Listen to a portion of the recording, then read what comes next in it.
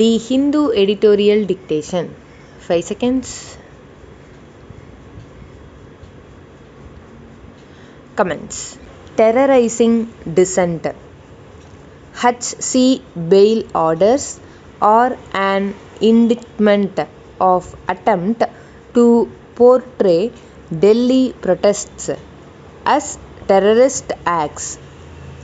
Caught between a statutory bar on grant of regular bail and a judicial embargo on any close examination of available evidence at the bail stage, those arrested under the country's main anti-terror law have been languishing in jails without trial for extended periods. The Delhi High Court orders granting bail to 3 student activists jailed for over a year for their alleged role in the February 2020 riots in Delhi represent a clear-headed effort to get around such impediments. Sound in legal reasoning and interpretation, the judgments of Justice Siddharth Mridul and Justice Anup Jairam Bampani have made a salient distinction between those accused of offences against the country's integrity and security on the one hand, and protesters or dissenters roped in unjustifiably under the rubric of terrorism on the other. The Unlawful Activities Prevention Act has been invoked by the Delhi police against activists and others who were among those organizing the protests against the Citizenship Amendment Act on the claim that they had also fomented the riots. Under Section 43D Class 5, there is a legal bar on granting bail if the court is of the opinion that there are reasonable grounds to believe that the accusation against those held in prima facie true.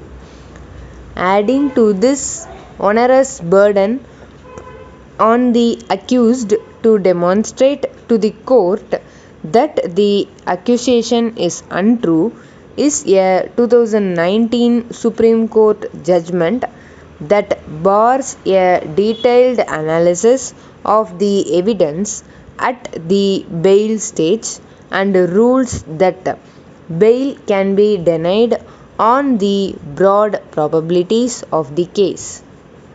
The High Court has ruled that the bail court can look at the available evidence to satisfy itself about the prima facie truth of the case. In other words, there is no statutory invincibility to the prosecution case merely because the UAPA has been invoked. It has found that none of the 3, Asif Iqbal Tanha, Natasha Narwal and Devangana Kalita, was specifically or particularly accused of any terrorist act, funding of a terrorist act, or an act amounting to a conspiracy to commit a terrorist act or something preparatory to it. Once the UAPA charges were not seen to be true, it was open to the court to admit them to regular bail until conclusion of the trial.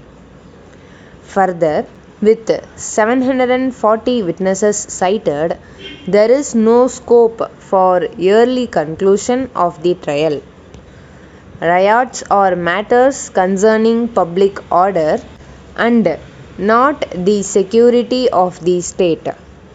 The court's observation that the state, in its anxiety to suppress dissent, has blurred the line between the constitutionally guaranteed right to protest and terrorist activity is a stern indictment of the establishment.